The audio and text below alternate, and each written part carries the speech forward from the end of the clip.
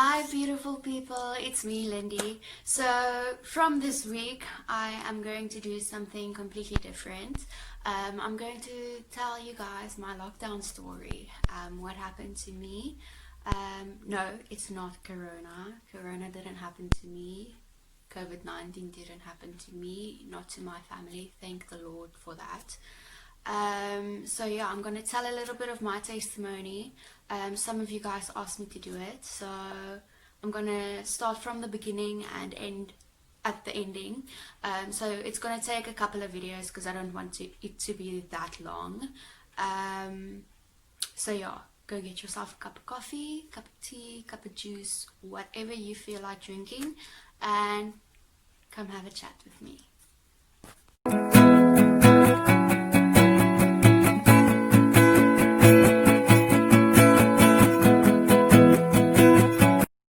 Okay guys, so I got myself some healthy hot chocolate. What I mean with the healthy hot chocolate is it's actually chocolate almond milk. That's part of the story I'll tell. But yeah, so basically today is all about telling you guys the beginning of the story, what happened from the beginning. It's not gonna be the whole story yet. I got my book, I got all the notes, got everything. So if I look down, just know that I'm looking at the notes so that I don't leave anything out for you guys. Okay, so let's start at the beginning. Around 2019, I went out with a friend and we were at Hartenbos. And I noticed something on my breast. It was like a little dot. It actually looked like a blue mark, as if I bumped my breast against something, but I knew that I didn't. And it was so tiny that I didn't really I noticed it, but I didn't pay attention to it. That was around January 2019. And then yeah, I thought it was just like a little bruise. That's why I thought that it would be a couple of weeks and then it would just go away. So then after like a couple of months it started hurting, and I struggled to lie on the side where the breast was. It was on the right breast. And then the blueness stopped growing and it just was like about this size. Yeah. And then after it stopped growing like this size, it started getting hard at the sides. And I was like, this thing is really hurting. Like, I struggle to do my usual things. Like, I couldn't lay on my tummy and sleep. I couldn't lay on the one side and sleep, because then it would hurt. And then it was so painful, guys. It felt like a fire inside of my breast. You know when you put your finger on top of a little candle and the fire on top of the candle burns your finger? Now it felt like that in my whole breast. And that was so painful because even at night times I would fall asleep, and then at 3 a.m., 4 a.m. it would actually wake me with the pain that I had. And I went to doctors and I told them listen, yeah, this is what's happening. So I started eating right and I was like, okay, maybe I'm gluten intolerant, lactose intolerant, all that stuff. You know, you get what you get. And then just looking at the notes, and then I went in January 2020. I went to go visit Karel at his house in Namibia, and his mom and I started talking. I showed her the bruise, and his mom and I started talking, and she gave me this book. Okay, so the book's name is Healing Begins with Sanctification of the Heart. It is written by Dr. M.K. Strydom, yeah.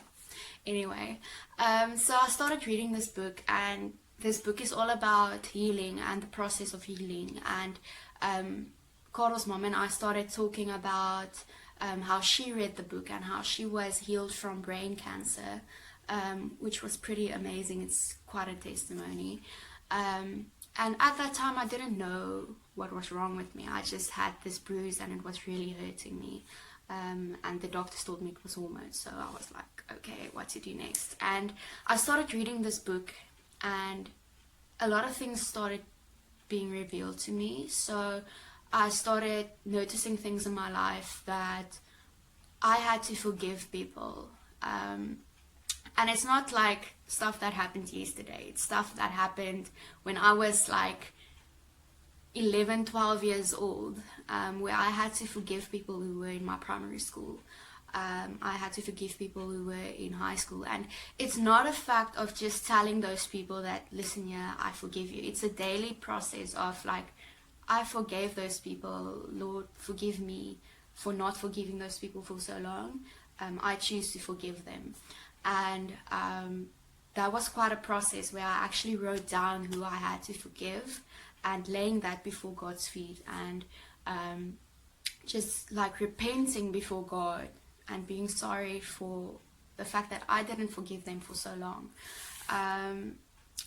And there was a lot of stuff that I had to forgive myself for. So I never liked my breasts when I was younger. So my dad always says that I was born with little breasts, and I never liked my breasts. It was always a mission for me to go bra shopping or go bikini shopping or go whatever. So I had to forgive myself for not liking myself. I had to forgive myself for speaking death over my life. The Bible says that death and life lies in the tongue. So you have control over talking death and life over your own body. And I realized that over those years in primary school, over those years in high school, I never liked myself, and I kept on speaking death over myself. Like, for an example, when my friends were like, okay, they wish they had bigger boobs, I would be like, don't you want some of mine? You know, that's immediate, like you don't recognize it, but that's immediate speaking death over yourself. Because why do you want to give something of yourself which you know you can't give? And I'm very hard on my sisters about that today as well. So yeah, that's a big lesson that I learned, and just to start loving yourself. It's something I still struggle with, even though I don't have my breasts anymore. It's something I still struggle with. But it's a daily process, guys. It's really something that you have to lay before God's feet every day, and it gets better. Like, you get those amazing days where you're just like, yeah, I'm so beautiful, I'm so wow. And then you get those days where you really feel like crying and you feel weak. But then all you have to do is just lay it before God, and He will strengthen you and uphold you, and yeah, just be with you. Okay guys, so that is it for this week.